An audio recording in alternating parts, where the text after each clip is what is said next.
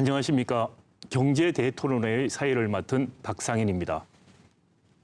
위기의 창원 경제를 회생시킬 방안을 찾기 위해 KBS 창원과 상원시가 공동으로 경제 대토론회를 마련했습니다.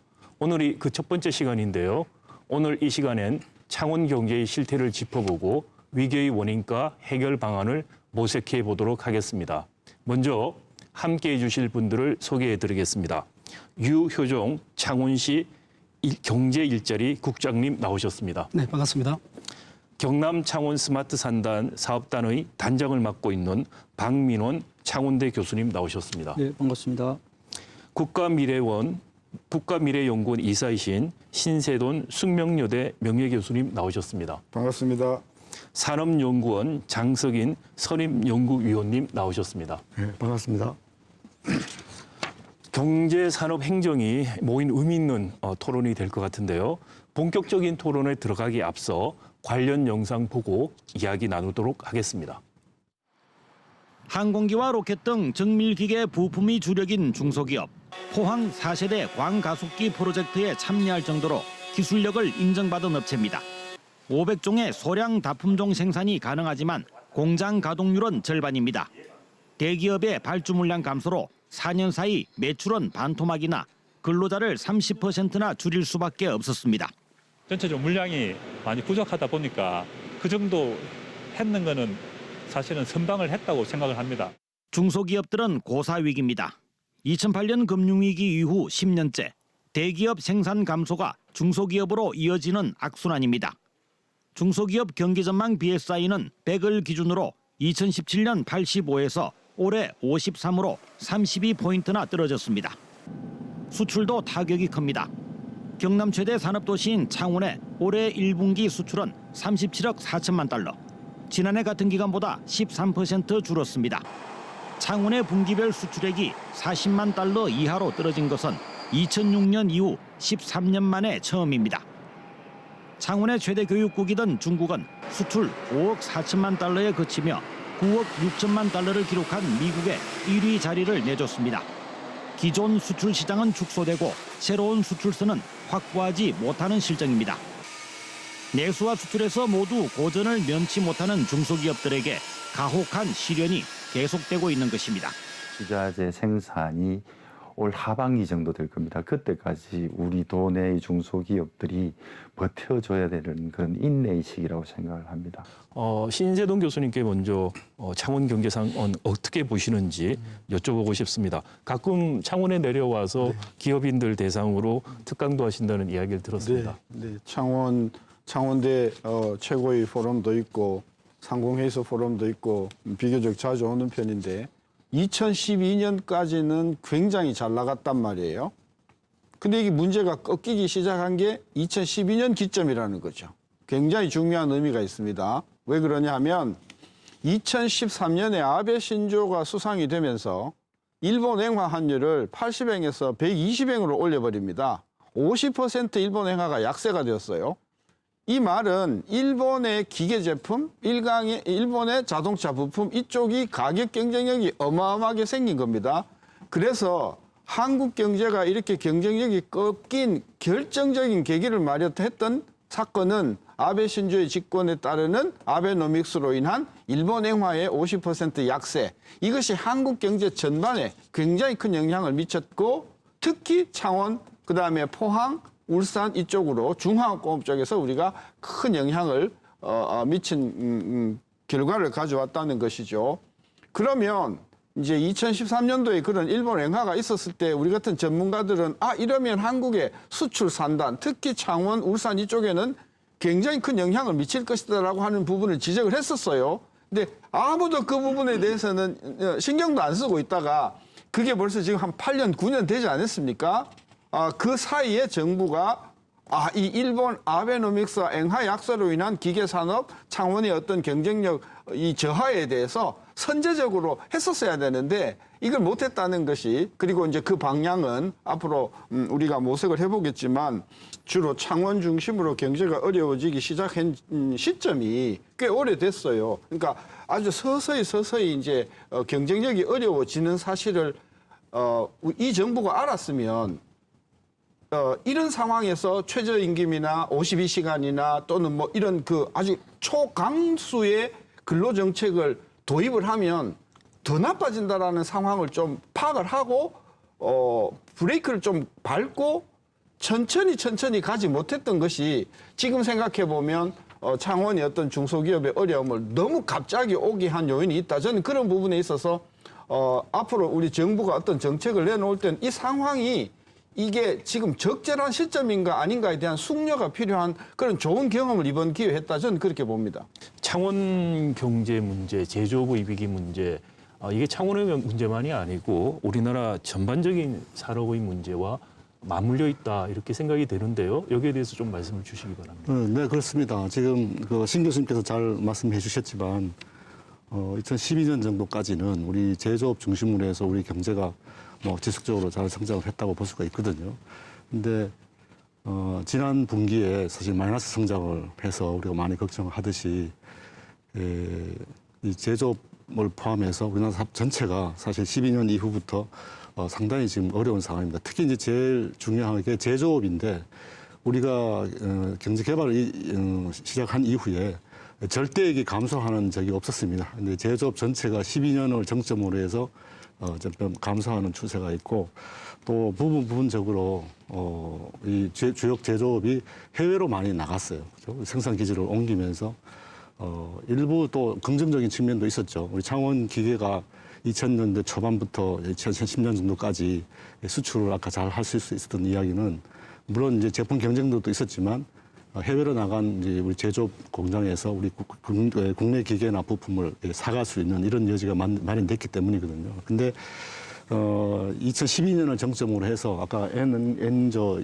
현상도 말씀하셨습니다만은 뭐 그럼에도 불구하고 15년까지는 그럭저럭 좀 버텼지만 잘 아시는 대로 17년, 18년 이때부터는 이제 소위 선진국에나 볼 수 있던 경기 침체에 따른 지역 경제의 파탄 문제가 이제 막 문제가 드러나기 시작한 거죠. 군산의 대표적인 예였고 지금 이제 창원이 또 그렇고 거제가 또 그렇습니다.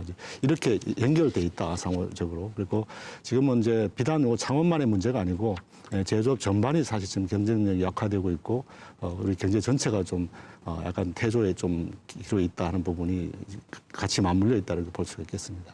우리 박 교수님은 뭐 추가적으로 저는 이런 걸 한번 보고 싶은데요. 지난 1974년도 창원공단 이제 탄생 이후에 저희들은 패스트 팔로우라고 선진국의 도면을 가지고 최대한 많이 그림을 그려서 그 그림으로 제조업을 육성해서 이렇게 돈을 많이 번 거는 사실입니다. 하지만 이제 그 시대는 이제 지나간 거죠. 뭐 중국과 인도의 추격도 마찬가지지만 이제는 이제 퍼스트 무버의 시대로 저희가 이제 돌입했다고 이제 봐야 됩니다. 이제 이 위기는 당연한 거고 이걸 이겨내야 되는데 그러려면 기본적으로 원천 엔지니어링 기술이 사실 굉장히 부족한 부분이 저희 제조업의 위기의 핵심이라고 보거든요. 그런데 그 원천 엔지니어링의 기술을 가진 곳이 대부분 수도권에 모여 있는데 제조업의 어떤 산업의 굴뚝은 또 지역에 많이 또 분포되어 있습니다. 군산, 창원, 울산, 포항 같은 곳에. 그래서 저희들이 지역에 있는 충분히 엔지니어링을 육성하는 그런 시스템이 갖춰지지 못하면 지금의 위기를 아마 극복하기는 쉽지 않을 것이다. 그래서 반드시 원천 엔지니어링 기술을 통한 제조업 육성으로 방향을 대전환을 해야 된다라고 저는 생각하고 있습니다. 네, 오늘 토론 주제 하나가 R&D 관련된 내용이고요. 결국은 가격 경쟁력 위주의 제조업이 한계에 도달했다. 그게 아베 정부에서 일본 엔저라든지 중국의 부상이라든지 뭐 결국은 제조업의 가격 경쟁력의 한계를 보여주는 것이고 기술 경쟁력 위주로 우리가 진화가 일어나야 된다는 말씀을 해주신 것 같습니다. 다양한 원인을 짚어봤습니다. 창원 경제 위기 원인 중에서 구체적으로 저희가 탈원전 정책, 조선업 불황 이야기를 빼놓을 수 없을 것 같습니다. 이와 관련된 영상을 본 후에 토론을 이어가도록 하겠습니다. 5개 작업장에 원자로가 붉게 녹슨 채 방치돼 있습니다. 신한울 4, 5기에 납품 예정이었지만 건설 여부가 불투명해지면서 후속 공정을 하지 못하는 겁니다. 탈원전 정책으로 원전을 주력 산업으로 한 두산중공업의 경영난이 가중되고 있습니다. 지난해 영업이익은 1,846억 원으로 2016년보다 35%가 줄었습니다. 지난해 50명이 희망퇴직한 데 이어 150명이 다른 계열사로 전출됐고 올해 3,000명이 순환휴직을 하고 있습니다. 창원에 본사를 둔 대기업의 위기는 창원 경제 전반에 영향을 주고 있습니다. 수주가 중단되고 현장은 점점 일감이 없어서 일손을 놓고 우리 노동자들은 고용 불안을 느끼면서 두산협력업체 280여 곳을 포함한 전국의 원전 관련 중소기업들의 사정은 더 심각합니다. 중소기업중앙회가 원전 부품업체들을 조사한 결과 응답자의 85.7%가 경영난에 놓였다고 답했습니다. 원자력 제품이 한 70%를 차지했었는데 매년 지금 줄어가지고 거의 올해는 뭐 매출 자체가 계약된 게 거의 없다고 보시면 돼요. 창원의 또 다른 주력 산업인 조선업의 불황도 끝없이 이어지고 있습니다. 창원조선의 대표 기업이던 STX 조선해양은 2016년 법정 관리를 거쳐 수년째 구조조정이 진행되고 있습니다. 지난해 창원의 조선업 수출액은 2017년보다 81.2%나 폭락했고 실업률은 4%로 전국 평균 3.5%를 웃돌고 있습니다. 탈원전 정책과 오랜 조선업 불황이 창원 경제에 먹구름을 들이우고 있습니다. 네, 영상에서 탈원전 조성 불황 두 가지 얘기가 나왔습니다. 먼저 탈원전 얘기부터 해볼까요? 정부의 탈원전 정책으로 지역 산업이 고사 위기에 빠졌다 이런 주장이 있었습니다. 팩트 체크부터 한번 해볼 필요가 있을 것 같은데요. 유 국장님 사실인가요? 네, 사실 우리 창원에는 두산, 효성 그리고 280개 정도의 그 원전 관련 협력업체가 있습니다. 두산 같은 경우에는 연 매출액이 현재 지난해 한 4조 조금 넘고요. 고용은 한 7,200명 정도. 우리 창원 경제의 약 한 6% 정도를 담당하고 있는 최대 기업입니다. 그런데 두산 중공업 같은 경우에는 전체 매출액 중에서 원전이 한 75% 발전 부분이 75% 차지하고 있고요. 그중에 원전이 한 20% 정도 차지하고 있는데 글로벌 우리 기업의 경쟁업체인 G사의 경우에는 최근 2년간 12.5% 이렇게 감소를 했고요. 공교롭게도 2위인 우리 독일의 지멘스도 2년 평균 12.5% 감소했습니다. 하지만 두산전공업은 2년 동안 10.3% 감소한 걸 확인했습니다. 실제 재무제표 분석으로 볼 때 탈원전으로 인해서 두산전공업이 휘청거린다. 지역 위기가 고사 위기에 있다는 것은 조금 이렇게 좀 과도한 느낌이 들고요. 글로벌 발전 시장이 위축되고 그리고 에너지 전환 정책에 맞물려서 좀 그런 것 같은데 그런데 현장에서 느끼는 분위기는 또 확연히 다릅니다. 지난 초에 그 허승모 창원시장과 원전 업체 우리 관계자들 대표님들하고 간담회를 했는데 대부분이 탈원전 때문에 힘들다. 그리고 최소한 업종 전환이라도 해야 되니 시간을 벌어야 된다. 그래서 신한울 3, 4, 5기는 좀 재개해달라는 요청이 있었는데 창원시장님 어렵게 결정을 해서 우리 창원에서 하는 현장의 목소리를 그대로 담아서 중앙정부에 이 내용을 건의를 한 적이 있습니다. 네, 아마 현장에서 느끼는 거와 또 생각하시는 원인 그리고 좀 객관적인 통계를 통해서 국제 비교를 했을 때 파악하는 부분은 다를 수 있다라는 지적을 해주셨는데요. 이 탈원전 정책 아주 뜨거운 감자입니다. 먼저 신 교수님 어떻게 생각하십니까? 왜 우리가 원전을 하지 말아야 되는가 하는 부분에 대해서 저는 환경적인 이유 같아요. 환경적인 이유 같으면 이해를 못해요. 왜? 그러면 휘발유나 이 탄소 연료를 쓰는 모든 차량도 어마어마한 환경에 영향을 주는 건데 그럼 그 문제도 그럼 원전 같은 논리에서 환경 논리로 그럼 그걸 없애야 되는가? 그리고 원전이 환경에 영향을 주는 효과보다도 자동차가 환경에 미친 영향이 훨씬 더 크다 하면은 이론적으로 자동차부터 그 배기가스를 규제를 하든지 해야 되는 거 아니냐. 저는 그래서 길게 보면 원전과 같은 이 환경에 영향을 주는 것을 없애야 되는 것은 맞으나 이것이 어떤 영향을 미칠 것인가에 대해서 전혀 사전 생각도 없이 이렇게 질러 놓는다는 거죠. 최저임금도 그랬거든요.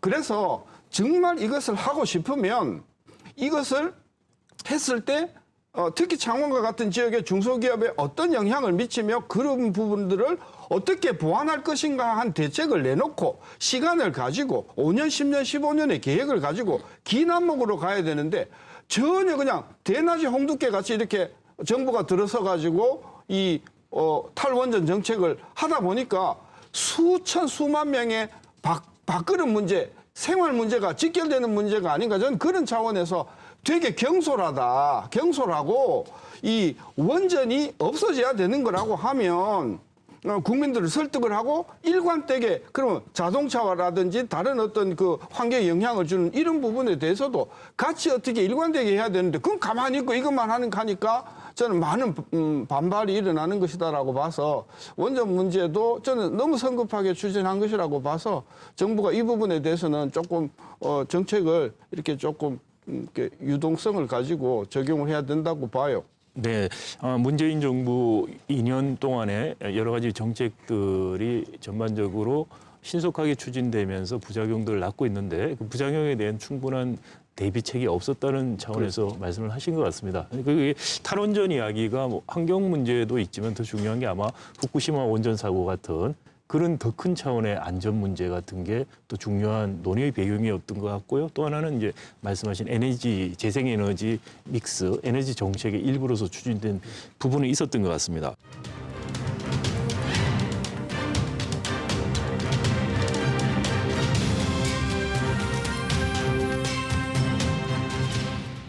조선업 최근에 약간 기지개를 켭니다마는 여전히 중국, 미국 무역 분쟁이라든지 세계 무역에 대한 불확실성이 높기 때문에 상당히 예측이 어렵다고 생각이 됩니다. 유 국장님, 그 조선업 타격받은 지역이 거제, 통영, 창원, 진해구 이렇게 알고 있는데요. 창원 산단에도 조선업 기자재가 상당히 많은 걸로 알고 있습니다. 최근 그 대우조선과 현대중공업 합병 문제도 불거졌는데 중소기자재 업체 위기감이 상당한 것 같습니다. 어떤가요? 네, 먼저 STX 조선해양 이야기부터 말씀을 올리겠습니다. STX 조선해양 아시다시피 2012년부터 어려워져서 구조조정이 시작됐는데요. 2016년에 법정 관리에 들어가서 1년 만에 조기 졸업을 했습니다만 현재 산업은행에서 관리하여서 지금 회생 절차를 지금 하고 있는데요. 이러한 구조조정 과정에서 2014년도의 기준입니다. 2조 원 매출이었는데요. 지난해 3,500억으로 80% 이렇게 줄어들었고요. 그 과정에 65% 정도 인력도 감소되었습니다. 최근 5년간 5천 명이 실직이 되었습니다. 이러한 여파 때문에 진해 지역이 고용산업 위기 지역으로 지난해 지정됐고 올해 또 1년이 연장되었는데요. 근데 최근에 현대중공업이 대우조선해양을 인수를 했죠. 근데 이 과정에서 대우조선해양에 물량을 많이 납품하고 있는 기자재가 많은데 이분들의 우려가 매우 큽니다. 그래서 지난달에 저희들 허성무 창원시장님과 우리 협력업체 대표들과 간담회를 했는데 이분들이 공통적으로 하는 이야기가 기존의 대우조선 물량 전부 현대중공업 계열사가 다 가져갈 것이 아니냐 이렇게 크게 우려하고 있습니다. 그래서 정말 이러한 우려가 현실화되지 않기를 저희 창원시는 바라고 있습니다. 네, 그 한 가지 뭐 대우조선과 현대중공업 합병은 경쟁 당국의 승인들을 받아야 되기 때문에 조금 더 지켜볼 문제는 있을 것 같습니다. 주력 산업 위기가 곧 국가의 위기다. 이런 부담을 해소할 수 있는 방법은 없을까라는 조금 더 원론적이고 일반적인 질문을 신세돈 교수님께 먼저 한번 드려보겠습니다. 우리 경제학에 그 상품 주기설이라는 게 있어요. 뭐냐 하면 예를 들어 마이크로웨이브 오븐 같은 경우를 보면 어떤 그 특별한 회사가 이 경우는 레이테온이라는 산데 방위 산업인데 미사일을 만들다가 이제 그 마이크로웨이브 오븐을 우연찮게 만들어서 제품 개발을 하고 한동안 미국에서 생산해가지고 엄청난 이익을 올린 다음에 그 다음 단계가 이제 성숙 단계로 넘어갑니다. 성숙 단계로 넘어가면서 이제 생산 기지를 경쟁력이 있는 그런 쪽으로 옮겼다가 이제 대량 생산 쪽으로 넘어가면서 이제 주기를 마치는 이런 그 코스를 밟게 되거든요. 그러니까 모든 상품이 다 그렇단 말이에요. 배도 그렇거든요. 그럼 우리가 처음에는 쪼매난 배를 만들다가 이제 컨테이너선을 만들다가 이제는 LNG선을 만들다가 이렇게 계속해서 이게 우리가 주력 상품을 바꿔가야 되는데 사실 우리가 지금 배를 만들면서도 굉장히 중요한 항법 장치라든지 굉장히 많은 부품을 일본이나 독일에서 수입한단 말이에요. 그럼 서둘러서 그런 고부가가치 고기능의 제품으로 이렇게 주력 산업을 상품을 바꿀 수 있는 그런 전환이 돼야 되는데 너무 우리가 안주하다 보니까 이런 이제 어떤 이런 어려움을 당하게 되다. 따라서 이 상품을 만드시는 분 쪽에서도 우리의 경쟁력이 이게 끝까지 가는 게 아니다. 순식간에 뒤집어진다 하는 그런 위기 의식을 가지고 차세대에는 무엇을 개발해서 우리가 먹고 살 것인가 하는 부분을 항상 생각하면서 정부가 지원해주면서 우리 제품의 고도화가 되고 고기술화가 되고 이런 쪽의 프로세스가 지난 40년 동안 진행된 부분도 있고 안 진행된 부분이 있는데 이제 그게 특히 이제 미진한 부분이 조선 그리고 일부 저가의 기계 쪽이다. 저는 그런 차원에서 이번에 아까 반면교사를 삼아서 우리 창원 지역에 있는 중소기계업체든 뭐 조선이든 뭐든지 간에 그야말로 히든 챔피언이 될 수 있도록 정부와 지방자치단체가 확실하게 지원을 해서 그 사람들이 희망을 가지고 히든 챔피언이 될 수 있는데 자기의 모든 역량을 이렇게 좀 이렇게 쏟아부을 수 있는 그런 환경을 저는 정부나 지방자치단체가 빨리 좀 만들어주면 그 어려운 가운데서도 우리가 희망을 가질 수 있을 것 같아서 정부가 좀 신경 써줬으면 좋겠습니다. 네, 박 교수님 어떻게 생각하십니까? 저는 한마디로 좀 주력 산업의 위기가 어디서 왔냐고 보면 한마디로 이제 선진국도 한국을 학습을 한 것 같습니다. 기술료나 특허권 여기에 대한 강한 요청 없이 한국에 대해서는 조선, 반도체 산업, 자동차 산업에 대해서 쉽게 비즈니스의 문호를 열어줬죠. 그럼으로 인해서 조선 산업을 저희가 전 세계적으로 주도하다 보니까 북유럽이 유럽에 있는 많은 조선 업체들이 도산의 위기에 처했는데 새로운 신산업으로 풍력이라는 산업을 띄웠습니다. 그때 이 산업이 아마 대체 에너지를 새로운 에너지원으로 각광받을 것을 예측을 하고 굉장히 강한 스탠다드를 걸었습니다. 그걸로 인해서 우리가 어떻게 풍력 산업을 발전시키려면 기술료라든지 특허권이라든지 다양한 제약 조건 때문에 비즈니스 모델을 새롭게 창출하기가 굉장히 힘들어졌습니다. 많은 조선업의 업체들이 새로운 미래 먹거리로 풍력 산업에 뛰어들었다가 그 규약으로 인해서 그 제약으로 인해서 어마어마한 손실을 보게 된 거죠. 그래서 조선 산업도 마찬가지로 또 하나가 문제점이 됐던 게 해양 플랜트 산업이거든요. 이것도 이제 기존에 있는 것처럼 그냥 기술료 조금 내고 특허권 조금 내어서 비즈니스를 열면 큰 돈을 벌 줄 알았는데 어마어마한 기술료를 납부함으로 인해서 실질적으로 만들면 만들수록 손실이 커지는 그런 구조가 되다 보니까 결과적으로 개미의 무덤과 같은 그런 형태가 돼버린 겁니다. 저희들이 이제는 이와 같은 기술료나 특허권 본인의 기술이 없이 쉽게 우리나라에게 문호를 주력 산업을 넘겨주는 일은 앞으로 절대 없을 겁니다. 그래서 말씀드렸듯이 새로운 신산업을 우리가 만들지 못하면 이제 우리는 3만 불 시대로 갈 수 없다는 거죠. 그래서 그러려면 반드시 여러분의 시도와 여러분의 실패가 어쩔 수 없이 존재할 수밖에 없습니다. 그렇게 해서 세계 최초의 제품이 우리나라로부터 나오는 것이야만 새로운 주력 산업을 우리가 가져갈 수 있을 것 같습니다. 네, 산업구조 고도화를 위해서 온천 기술 확보하는 것이 중요하다. 이를 위해서 역시 R&D라든지 인력의 양성이 중요하겠죠. R&D 관련된 우리 영상을 보고 계속 토론을 이어가도록 하겠습니다. 자동차 시트 가죽 부품을 생산하는 업체입니다. 가죽과 스펀지를 붙이는 공정에도 독한 접착제 냄새가 나지 않습니다. 저희 회사 지금 들어오셔서 냄새를 맡아보시면 아시겠지만 휘발성 유기 화합물이 거의 존재하지 않습니다. 이 회사 제품 개발실에서는 연구원 4명이 품질 개선을 전담해 12건의 특허를 등록했습니다. 친환경적이고 그리고 물성 자체가 저하가 덜 된다는 게 다른 타공법비의 장점입니다. 2017년 70억 원이던 매출이 올해 6배 가까이 늘었습니다. 정부 지원 포함 40억 원의 연구개발 R&D 투자의 성과입니다. 3년 전 부도 위기에서도 R&D 투자는 줄이지 않는 모험이었습니다. 그러나 연구개발에 투자하는 경남 중소기업은 많지 않습니다. 지역 총생산 기준 경남의 경제력은 전국 4위지만 연구개발비는 7위입니다.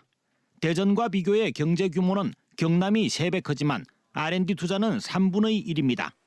정부 R&D 지원금 배정에도 경남은 올해 395억 원으로 전국의 4.4%, 대전의 4분의 1에 그쳤습니다. 정부가 지원금을 준다고 해도 경남의 중소기업은 적극적으로 받지 않는 것입니다.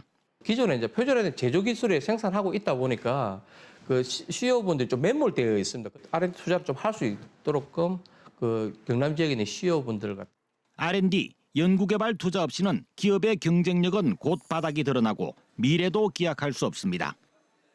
네, 정부의 R&D 지원금도 낮고 그나마 정부가 지원해줘도 중소기업에서 적극적으로 받지 않는다는 내용이 있었습니다. 상당히 저는 충격적으로 좀 들렸습니다. 아마 말씀하신 것처럼 표준화된 제품을 싸게 만드는 것에 그런 가격 경쟁력에 너무 오랜 기간 매몰되다 보니 이런 문제가 발생하는 게 아닌가라고 생각이 되는데요. 유 국장님께서 창원시 대책을 먼저 좀 말씀해 주시면 좋겠습니다. 네, 창원시는 지금 3가지 정도를 준비하고 있습니다. 지금 먼저 R&D 환경 조성을 위해서 우리 창원시를 강소연구개발 특구 지정을 지금 추진하고 있고요.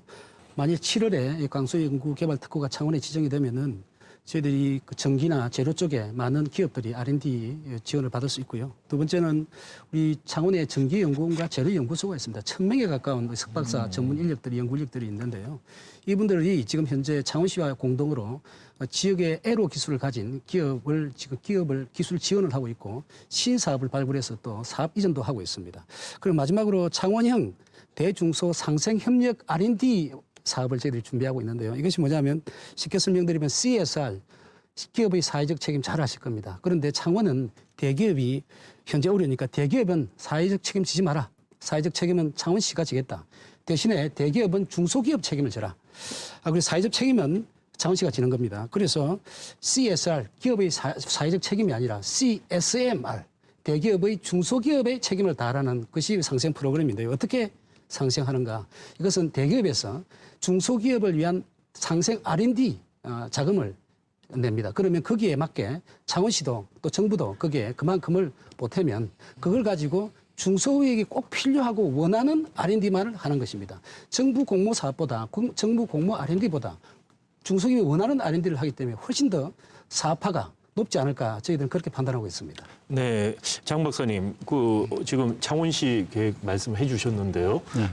다른 나라들에서 R&D 투자에 대한 정부의 정책이라든지 또는 산업 고도화 정책들 좀 비교해서 한번 설명해 주시면 좋겠습니다. 네, 지금 뭐 잘 말씀해 주셨는데 제가 지난주에 사실 미국을 좀 갔다 왔습니다. 다 아시는 대로 미국이 제조업이 우리처럼 위기라고 생각을 하고 오바마 때부터 벌써 제조업 르네상스라는 그 프로그램으로 여러 정책을 지원하고 있거든요. 그 중에 하나가 그 Manufacturing USA라는 프로그램입니다. 그게 지역별로 좀 특화된 신산업 부분, 신제조업 부분, 특히 미국에서는 이걸 어드밴스드 매니팩처링이라고 부르는데 예를 들면 3D 프린팅이라든가 또 복합재라든가 이런 것들인데요. 그런 거를 이제 개발하는 데 있어서 지금 말씀하신 것처럼 뭐 우리나라와 비슷하게 진행을 합니다.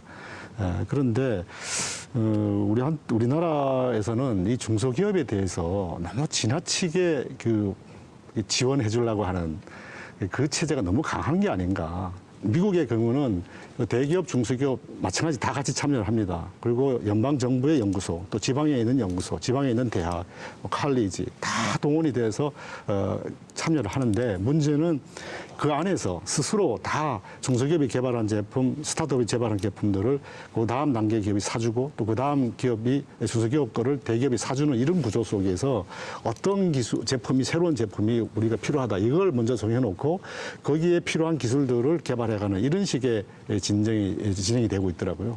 그래서 우리도 이게 그 겉모습은 비슷한데 왜 성과가 안 나냐 하는 것은 대기업한테 뭐 중소기업을 책임져라. 대기업의 기술 문제는 뭐 중소기업이 제공을 해줘라. 이렇게 되면 뭐 중소기업은 뭐 할 일이 별로 없는 겁니다. 기술 자료 다 받아서 뭐 제조만 한다. 이게 이제 그동안에 해왔던 방식 아니냐는 거죠. 그래서 그거보다는 이 각자가 역할을 좀 이렇게 부여를 하고 이 전체를 통해서 이 새로운 돌파구를 열는 기술이나 제품이 나오게 되면 그걸 다른 지역에 다른 산단에 자꾸 확산시키는 방식으로 이 경제를 부흥시키고 있거든요. 그래서 지금 산단이나 지금 창원시의 R&D 계획이 뭐 잘 짜져 있습니다만은 조금 더 치밀하게 또 효과를 좀 생각을 하고 또 목적을 좀 분명히 해서 미션 지향적으로 좀 추진했으면 좋겠다 이렇게 생각이 듭니다. 네, 뭐 아주 중요한 지적을 해주신 것 같아요. 저희가 그 동안에 정부 주도적인 발전을 해오면서 정부가 위해서 이른바 탑다운 방식으로 계속 산업 정책을 해왔는데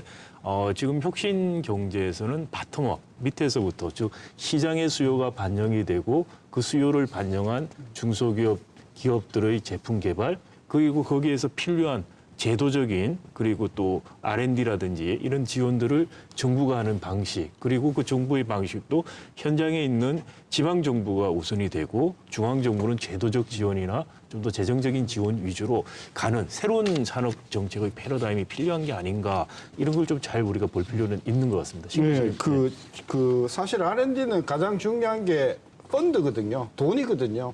근데 그동안은 이제 정부가 그 어려운 재정 하에서 이렇게 객추를 해가지고 이제 뿌리는 그런 탑다운 방식인데 저는 그 방법은 이제 지양을 하고 아까 저는 사회적 책임 굉장히 좋은 말씀 하셨으니 하나 제안을 하면요.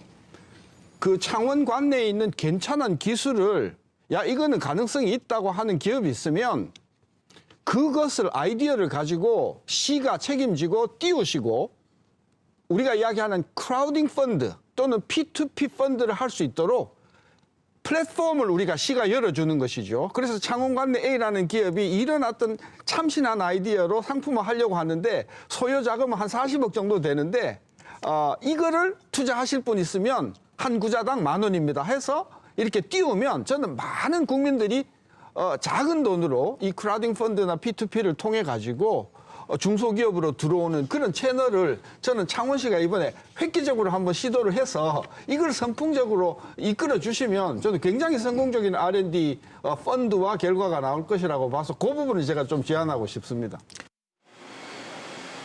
창원 국가산업단지의 항공기 부품 가공업체. 큰 모니터를 통해 56개의 부품 생산 설비의 가동률과 생산 수량을 한눈에 파악합니다. 설비 담당자가 손수 엑셀로 정리하던 작업은 사라졌습니다. 지난해 10월 스마트 시스템 도입으로 설비 고장 건수는 20%, 보수 비용은 15% 줄었습니다. 제때 납품할 수 있는 비율은 85%에서 95%까지 끌어올릴 것으로 기대하고 있습니다. 자동으로 장비 상태 분석이 이루어져 발빠른 대처가 가능하기 때문입니다. 품질 향상이라든지 생산성 향상, 경쟁력 확보, 또 내지는 현장에 돌아다니는 종이 문서 이런 부분들을 과감하게 없애고 구조 고도화 사업을 추진해온 마산 자유무역 지역의 자동차 부품 제조업체. 고무의 부품을 끼워 넣는 자동화 장비를 도입하면서 직원 1명당 생산량이 480개에서 900개로 배 가까이 늘었습니다. 최근 4년 동안 매출액이 제자리에 머물면서 스마트 공장 도입을 위한 신규 설비와 건물 공사에 25억 원을 투자하기로 했습니다.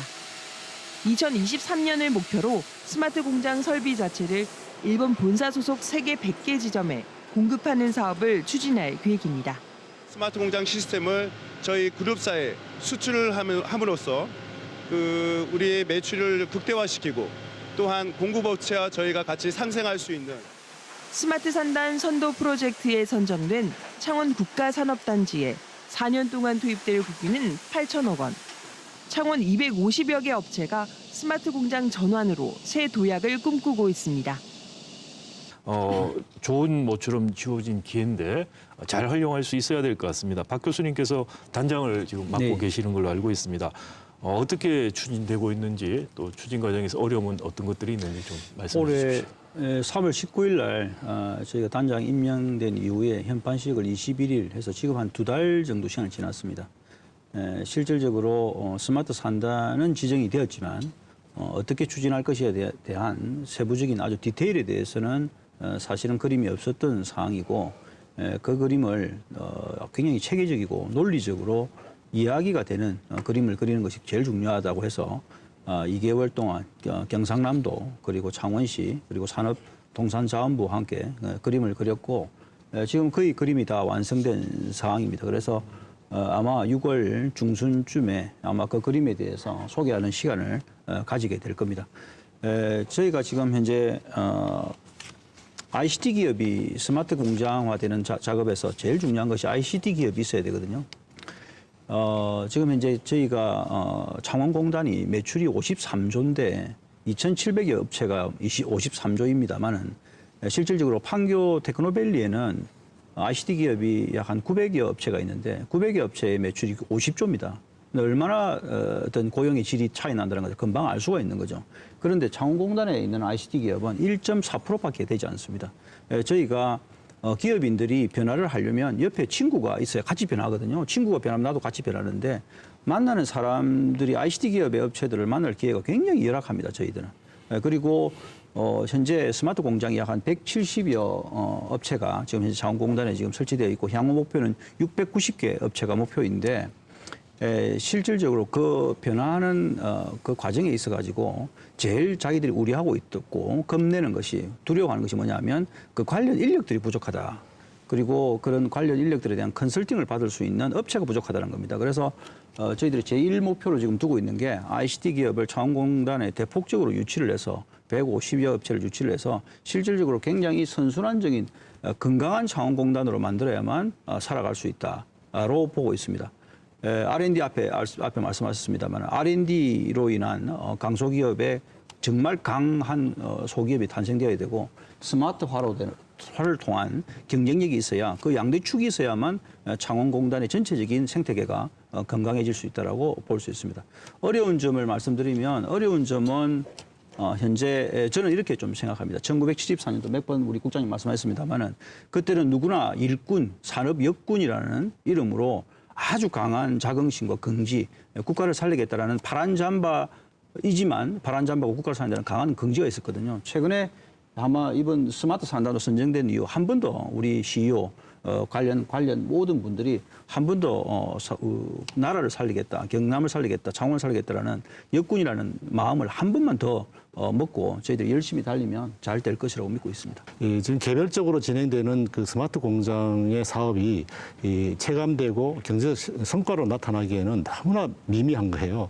뭐 역시 마찬가지로 스마트 산단도 그걸 좀 콜렉티브리 한다고 해서 지금 아까 보시는 것처럼 지역적인 문제, 뭐 단가를 납기를 줄인다든지 뭐 공장을 깨끗하게 한다 이런 정도로 가지고는 사실 창원 경제가 살아나는 거를 이야기하시고 새로운 동력을 얻자고 하시는 거지 않습니까? 그거는 부족하지 않느냐. 그러니까 아까 말씀하신 것처럼 잘 말씀하셨다고 생각해요. 지금 일반 기계가 주종이었다 그러면 스마트 기계 또 지능형 기계라는 뚜렷한 목표를 세우는데 그거는 고부가가치지 않습니까? 고부가치화를 이루기 위한 스마트 산단 정책 프로그램이 만들어져야 된다. 어떤 사업이 있든지 간에 그게 이 고부가치화에 연결되느냐 하는 거로 좀 평가를 해서 좀 진행해야 되지 않느냐. 지금 이제 많이 논의되는 내용을 보니까 또 중앙정부에서 이제 예산을 내려주니까 그 예산에 맞추어서 그 사업을 개발하는 식으로 또 예산은 또 목적이 다 있지 않습니까? 이러다 보니까 그게 중요한 것이 아니라 정부는 그런 계기만 마련하는 것이고 그걸 가져와서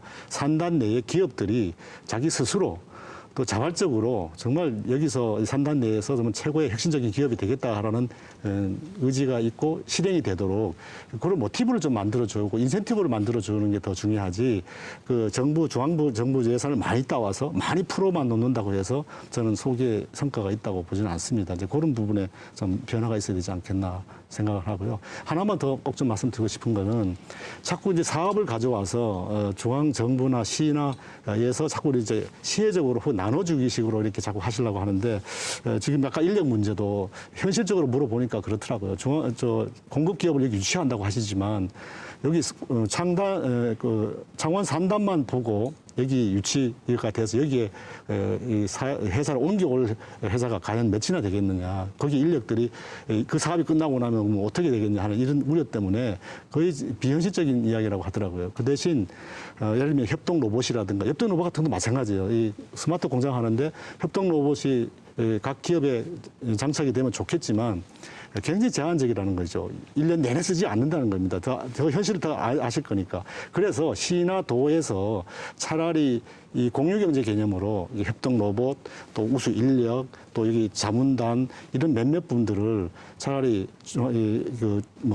공영 형태로 운영을 해서 산단 내에 각종 수요를 받아가지고 계속 일거리를 만들어주면 이 사람도 100% 활용이 되는 것이고 이쪽은 그 어마어마한 투자 없이도 사실은 그 효과를 누리는 거지 않습니까? 이런 식의 조금 지금 스마트 산단을 하면서도 우리가 좀 혁신적인 방법으로 또 새로운 방법으로 좀 가야 되고 너무 예산 중심으로 해서 예산 사업에만 매몰되지 않도록 좀 시에서는 특히 이걸 정책으로 만들어가서 한 좋은 사례가 생기면 이걸 따라하는 자비로 따라하는 기업에는 어떻든 세제적인 혜택도 주고 더 인카레이지를 해줘가지고 굳이 국비나 지방 도비를 받지 않고도 자발적으로 이런 스마트 공장이나 혁신을 하는 기업들이 자꾸 생기도록 이렇게 만드는 구조가 가야 이 스마트 산단도 성공하지 않겠나 이런 생각을 합니다. 스마트 산단의 핵심은 스마트 설비거든요. 아까 우리 거기서 봤지만은 정말 개념이 다른 어떤 설비를 동원해서 이제 생산성을 높이고 불량률을 낮추고 이거 하는 건데 이제 우리가 이렇게 스마트 산단으로 가면서 제가 뭐가 우려가 되냐 하면 핵심 설비를 다 독일서 들여오고 다 일본서 들여오고 인력도 다 거기 있는 사람 들여오고 그럼 결국은 제주는 그 고미 부리고 성과는 다 외국인이 이 스마트 설비를 스스로 개발할 수 있는 역량을 만들어줘야 된다. 그런 차원에서는 뭐 그게 뭐 판교가 됐든 어디에 있던 사람들이 그분들이 거기 앉아가지고 지금 뭐 예를 들면 창원의 A 공장에서 어떤 프로세스가 진행되는지 그 사람들이 그걸 어떻게 알아요? 저는 그런 차원에서 판교 인력들도 현장에 있어야만 생산성이 있다라고 생각을 하고 그쪽의 인력들이 내려오는 것을 정부가 지원해주고 그리고 현재 필요한 설비는 어떤 부분이다는 니즈는 현장이 가장 잘 알지 않습니까? 그러니까 정부가 지방자치단체가 중매를 해서 판교도 이 ICT 기업들이 현장에 내려올 수 있도록 지원해주고 그다음에 우리 그 설비 자체를 우리가 스스로 개발할 수 있는 이런 능력을 개발해야지 시큰해가지고는 독일 기계, 일본 기계에다 쓰고 쓰면 우리 그 망하거든요. 저는 그런 차원에서 긴 안목을 가지고 정부가 인력도 양성하고 그다음에 스마트 기계를 자체 개발할 수 있는 역량을 정부가 한 5년 계획을 세워서 이게 추진해야만 저는 이 프로젝트가 성공할 수 있다고 봐서 좀 긴 안목을 가지고 인력과 생산 설비에 정부가 좀 더 관심을 가져줬으면 좋겠다고 생각하는 거죠. 그 혁신형 경제에 대한 경제학자들이 내린 결론은 세 가지 전제가 필요하다는 것입니다. 하나는 기회고 유인이고 금융인데 지금 우리가 금융은 많이 가고 있는데 기회와 유인이라는 것, 특히 제조업, 중간재 산업에서 너무 제약적이다. 기회와 유인이 보장되는 제도적인 장치를 만드는 게 오히려 중앙정부가 할 일이고 구체적인 것들은 지방정부와 기업들이 실행하는 그리고 아이디어를 만드는 그런 식의 새로운 어프로치가 접근이 필요한 게 아닌가라는 생각이 듭니다. 네, 이제 시간이 많이 지나서 마무리해야 할 것 같습니다. 토론 시간 동안 못하신 말씀이 있으면 1분 내외로 발언을 해주시면 감사하겠습니다. 먼저 유 국장님부터 부탁드리겠습니다. 네네, 창원 경제 좀 어렵습니다. 어려운 건 사실이고요. 최근에 그런데 대기업에서 좋은 소식 들리고 있습니다. 한국 GM의 창원 공장에 9천억을 투자를 합니다. 하나 디펜스는 500억을 투자해서 R&D 센터 창원에 들어오기로 결정을 했습니다. 그리고 LG전자는 6천억을 투자해서 스마트 공장 지금 구축하고 있고요. 그리고 하나 에어로스페이스는 5년간 21조를 수주를 했습니다. 두산중공업 우리 창원시가 손잡고 수소하고 있고요. STX 조선해양도 좀 좋은 수소식이 들리고 있는데 이 중소기업 중에는요. 80명이 3천억을 연매출 3천억을 올리는 기업도 있고요. 그다음에는 일반 금속 가공 업체인데요. 이 배터리 부품을 생산해서 6천억 수주를 올린 기업도 있습니다. 그리고 20년 동안 노사무분기를 실현해서 연봉이 1인당 1억 원에 육박하는 우리 전기회사도 있습니다. 네, 그 기업이 혁신이 곳곳에 일어나기 때문에 창원 경제 꼭 도약하리라 이렇게 생각됩니다. 네, 감사합니다. 박 교수님. 네, 경제는 뭐 심리라는 이야기, 저는 공학하는 사람이지만 최근에 단장을 맡으면서 그런 느낌을 많이 받고 있습니다. 일어설 수 있다라는 그런 자신감이 좀 필요한데 앞에도 말씀하셨습니다만은 스마트 산단이 지금 현재 스마트 공장 보급 확산만을 가지고 지금 현재 프로그램을 진행하지는 않고요. 실질적으로 대중소 상생 R&D 모델이라든지 인력 양성 모델이 큰 사업 중에 거의 3분의 1, 3분의 1을 지금 잡고 있습니다. 그래서 시간이 없어서 자세한 설명을 못 드렸습니다만은 선순환 구조의 방법은 지금 저희들이 어느 정도는 정확하게 파악을 하고 있어서 거기에 대해서 저희들이 추진을 하는 과정 속에서 일어나는 여러 가지 일들에 대해서는 조금씩 수정하고 꼼꼼히 살펴보면서 좀 진도를 체크해 나가도록 하겠습니다. 특히 하나 말씀드리면 경남의 창원에 ICT 기업이 내려올 수 있을 것인가 힘들지 않겠느냐라는 이야기를 제가 많이 듣고 있습니다. 하지만 힘들다고 하지 않으면 결국은 망할 것을 뻔하는 건데 그것을 하지 않는다는 자체가 노력하지 않는 자체가 문제가 될 거고요. 몇몇 대기업은 벌써 2군데는 내려오기로 지금 약속을 했습니다. 그래서 동남권의 ICT의 빌리지가 창원에 위치한다라는 개념을 가지고 지금 ICT 기업의 빌리지는 수도권에만 지금 2군데가 있거든요. 서울 테크노밸리, 서울에 있는 구로 테크노밸리와 판교 테크노밸리가 있는데 동남권에 지금 아무것도 없습니다. 그래서 저희가 아마 제조업의 시발점으로 ICT 기업의 핵심 빌리지가 될 수 있도록 추진해 나가도록 하겠습니다. 네, 감사합니다. 장 박사님. 네, 뭐 지금 말씀하신 그대로 너무 위기라고 해서 위축될 필요도 없고 잠재력이 나는 굉장하게 있다고 봅니다. 특히 이 창원 국가산단은 대기업, 중소기업, 중견기업 이렇게 같이 있으니까요. 근데 우리가 이런 국가산단 최고 오래된 데지 않습니까? 그래서 꼭 말씀드리고 싶은 것은 이번을 기회로 해서 한번 탈바꿈을 해보는 기계를 가지고 하더라도 아까 지금 신선영 교수님 말씀하신 것처럼 독일처럼 이제 동남아나 중국에 대해서 우리가 기계를 수출해 나가는 공급해주는 공급 기지가 되는 이런 탈바꿈인데 이 부분에 대해서는 그저 뭐 시청과 또 산업부 여기 관계 전문가만이 노력할 것이 아니고 여기 계신 노조도 또 시민들도 이 변화에 대한 수용성을 좀 갖고 적극적으로 이 변화를 좀 이렇게 추진해 갔으면 합니다. 그러면 아마 다음 21세기 중반에 가면 이 창원이 정말 이 동북아에서 정말 기계공업의 허브로 우뚝 서지 않을까 이렇게 기대를 해봅니다. 네, 감사합니다. 신 교수님. 네, 우리 보듯이 기후는 순식간에 바뀌는 거거든요. 하루가 다르게 무섭게 변하기 때문에 기업은 항상 이런 어떤 위기의식을 가지고 준비를 하는 마음을 가지고 있어야 된다는 것이고, 두 번째로는 앵화 환율이 너무 약세가 되어서 우리가 불리한 부분이 있으니까 그 부분도 우리가 정책적으로 조금 감안을 해줘서 앵화에 대한 너무 과도한 비경쟁력, 이건 우리가 정부가 좀 시정해 줘야 된다. 쉽게 이야기하면 환율이 1,200원에서 1,250원 정도 올라가줘야 창원이 숨을 쉰다, 그 말이고요. 그다음에 이게 민간 부분의 크라우딩 펀드를 통해 가지고 민간 부분의 자금이 활발하게 들어가는 그 돈의 규모가 아니라 창원을 염려하는 대한민국의 모든 우리 국민들이 걱정하는 그런 차원에서 저는 이 크라우딩 펀드를 우리가 활용하는 그런 방안을 조금 활성화하면 이 자금 문제나 또는 국민의 어떤 그런 의식 문제에서 저는 상당히 획기적인 변화가 있을 거라고 봐서 이 창원이 한국 경제의 어떤 그런 비즈니스 모형을 바꾸는 혁신을 이렇게 그러니까 파라다임을 바꾸는 그런 어떤 선봉적인 역할을 이번 기회에서 우리가 좀 추진했으면 하는 그런 바람을 갖고 있습니다. 네, 감사합니다. 오늘 긴 시간 토론에 임해 주신 네 분 모두 감사드립니다. KBS 창원과 창원시가 공동 기획한 경제 대토론의 일부 어떻게 보셨습니까? 유례없는 경제 위기 극복을 위해 허성무 창원시장은 해불양수, 바닷물은 물을 가리지 않는다는 자세로 창원 경제에 도움이 된다면 뭐든 가리지 않겠다는 의지를 밝혔습니다. 지금의 위기가 기회가 되기 위해 오늘 토론도 의미 있는 시간이었길 바랍니다. 다음 주 이 시간에는 미래에 대한 비전을 좀 더 구체적으로 논의해 볼 텐데요. 수소, 자동차, 방위산업 등 창원시가 추진 중인 신성장 동력산업에 대한 가능성을 짚어보도록 하겠습니다.